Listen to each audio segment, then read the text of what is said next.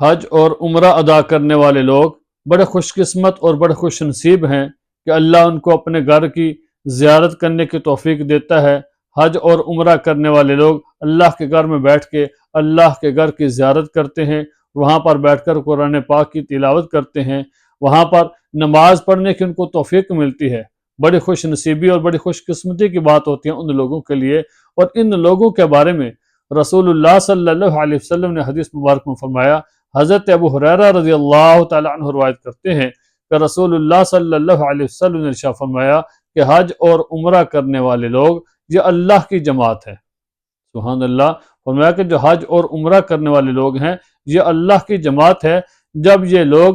دعا کے لیے ہاتھ اٹھاتے ہیں تو اللہ تعالیٰ ان کی دعا کو قبول فرماتے ہیں، اور جب یہ لوگ اللہ کے سے اپنے لیے بخشش طلب کرتے ہیں تو اللہ تعالیٰ ان کی مغفرت فرما دیتے ہیں، ان کی بخشش فرما دیتے ہیں۔ سبحان اللہ، کتنی فضیلت ہے ان لوگوں کے لیے جو حج اور عمرہ کرنے کے لیے جاتے ہیں۔ فرمایا کہ یہ پہلے تو یہ اللہ کی جماعت ہے، جب پھر یہ دعا کے لیے ہاتھ اٹھاتے ہیں تو اللہ تعالیٰ ان کی دعا کو قبول فرماتے ہیں، اور جب یہ مغفرت طلب کرتے ہیں تو اللہ تعالیٰ ان کو مغفرت عطا کرتے ہیں، ان کے بخشش فرما دیتے ہیں۔ ایک دوسری حدیث کے اندر رسول اللہ صلی اللہ علیہ وسلم نے فرمایا، حاجی کی سفارش 400 گرانوں کے لیے قبول ہوتی ہے، یعنی کہ 400 گھر ایسے ہوں گے کہ جن کے لیے حاجی کی سفارش قبول کی جائے گی۔ اور فرمایا کہ حاجی اپنے گناہوں سے ایسے پاک ہو جاتا ہے کہ جیسے آج ہی ماں کے پیٹ سے پیدا ہوا ہو۔ سبحان اللہ، کتنی فضیلت ہے اس حاجی کے لیے کہ جو گناہوں سے پاک ہو جاتا ہے، جس کے اوپر کوئی گناہ باقی نہیں رہتا۔ کہ جس طرح ایک بچہ ماں کے پیٹ سے پیدا ہوتا ہے تو اس کے اوپر کوئی کسی قسم کا گناہ نہیں ہوتا، فرمایا کہ جو وہ حاجی ہوتا ہے جب وہ حج کر لیتا ہے تو اس کے اوپر بھی کوئی گناہ نہیں ہوتا۔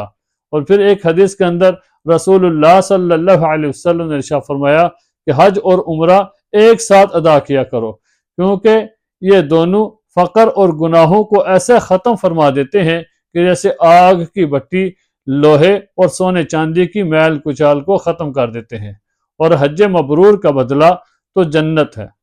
بڑے خوش قسمت ہوتے ہیں وہ لوگ جو اللہ کے گھر میں حج اور عمرہ ادا کرتے ہیں، اور ایک ایک قدم قدم پر نیکیاں جمع کرتے ہیں، قدم قدم پر ان کے نامہ اعمال میں نیکیوں کا اضافہ ہوتا ہے۔ ایک دوسری حدیث کے اندر رسول اللہ صلی اللہ علیہ وسلم نے ارشاد فرمایا کہ جس نے 50 طواف کیے اللہ تعالیٰ اس کے سارے گناہوں کو معاف فرما دیتے ہیں، اور گناہوں سے ایسے ہی پاک ہو جاتا ہے جیسے آج ہی ماں کے پیٹ سے پیدا ہوا۔ سبحان اللہ، کتنی فضیلت ہے اس شخص کے لیے جو حج کرتا ہے اور وہاں پر اس کو طواف کرنے کی توفیق ملتی ہے، اور اپنے گھر میں اللہ تعالیٰ ان کو بلاتے ہیں کہ لوگ وہاں پر حج کرنے کے لیے جاتے ہیں، وہاں پر بیٹھ کر اللہ تعالیٰ کے سامنے دعا مانگتے ہیں، دعا کے لیے ہاتھ اٹھاتے ہیں اور پوری امت کے لیے دعا کرتے ہیں۔ بڑی خوش قسمتی کی بات ہے، بڑی خوش نصیبی کی بات ہے کہ اللہ تعالیٰ ان کو اپنے گھر میں بلاتے ہیں۔ تو میری دعا ہے کہ اللہ تعالیٰ ہم سب کو حج اور عمرہ ادا کرنے کی توفیق عطا فرمائے، رسول اللہ صلی اللہ علیہ وسلم کے روزے پر